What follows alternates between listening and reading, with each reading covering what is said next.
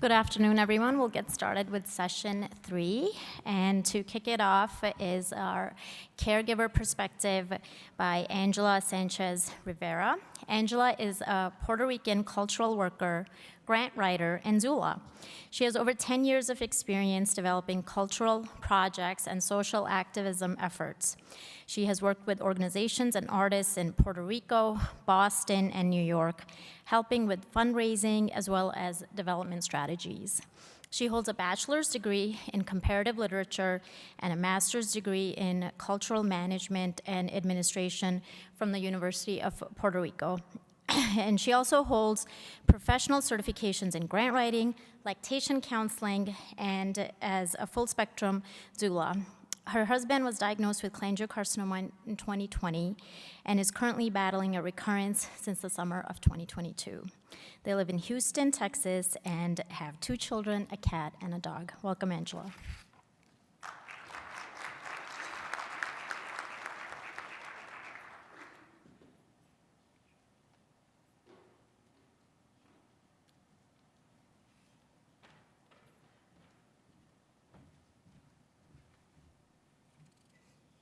Hola.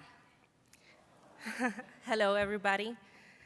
Thank you so much for inviting me here today.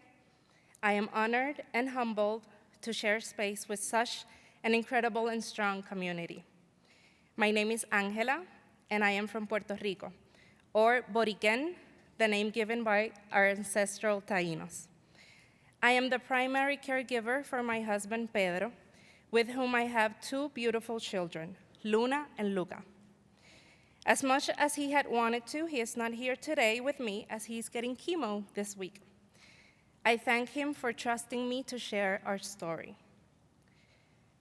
I stand before you to share my perspective on a journey that has transformed me in ways I could never have imagined. I speak not only as a caregiver, but as a witness to an intense battle against cancer fought by someone I deeply love. I am afraid words will never be enough to express or convey all that this process entails. ¿Cómo se apalabra el dolor? My husband Pedro has suffered from several autoimmune diseases throughout his life. After years of suffering from ulcerative colitis, he was diagnosed with PSC at the age of 27. His doctors in Puerto Rico recommended that we travel to Mayo Clinic in Rochester for a second opinion. We ended up traveling twice between 2014 and 2015, and they were able to put stents, which allowed for the PSC to be under control. At that moment, I thought I had experienced one of the worst moments of my life.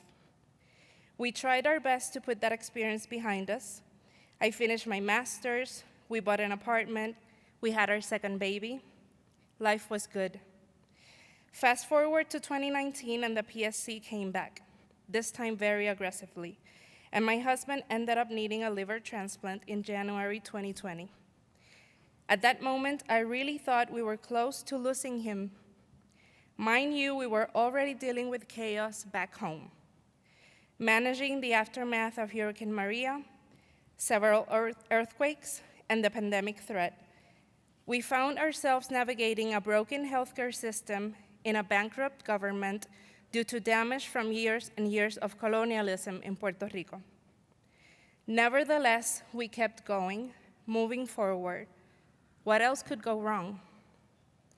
Once he had the liver transplant, I really thought we were on the other side of the road. Things were finally looking brighter, and we were on our way through a healing path. About a month later, after the transplant, pathology from his old liver came back, showing they had found a small intrahepatic cholangiocarcinoma that never showed up in any scans. I still remember the surgeon's face while delivering this information to us. He looked as scared and confused as we were and wasn't able to give us more information than that. To this day, I still can't imagine how hard it must be to deliver this kind of news on a daily basis. My respect and my admiration goes out to all medical professionals. The past 4 years have been a challenge for me and my family. We ended up moving to Houston to seek consistent treatment for him. Handling a diagnosis like this one is not easy. and our system does not provide the necessary resources to support families in this process. I have had to devote countless hours to educating myself and understanding the disease better. I have had to equip myself with many resources necessary to parent 2 children and support them while they grow up seeing their father sick. The Cholangiocarcinoma Foundation has been fundamental in this journey. Not one email has gone unanswered, and they have gone out of their way to support me and my family. I am forever grateful. There have been many sleepless nights thinking about how we will pay for all medical expenses, how to juggle motherhood, a professional career, and caregiving for my husband, and how to prioritize self-care throughout this process. I confess that I have had moments of great anger and frustration. Much is required of caregivers, and little support is given. There have also been many moments of deep sadness and mourning. I felt grief both for the family we were, the life we had, the romantic relationship we were able to enjoy before cancer, and if I am being honest, grief from the constant reminder of the possibility of his death at any given moment. Caring for a loved one with cancer is an odyssey of emotions, a roller coaster ride of highs and lows, victories and setbacks. It is a journey that demands strength, compassion, and unwavering resilience. Yet, with all the turmoil, it is also a journey illuminated by love, hope, and the profound beauty of human connection. In the quiet moments of caregiving, when the world stands still and it's just me and my husband, I realize the profound significance of presence. Whether holding his hand during chemo, listening to his fears in the dead of night, or simply sharing a tender smile, presence transcends words and communicates a depth of love that knows no bounds. Alongside the moments of tenderness are the moments of despair, when the weight of uncertainty threatens to suffocate hope.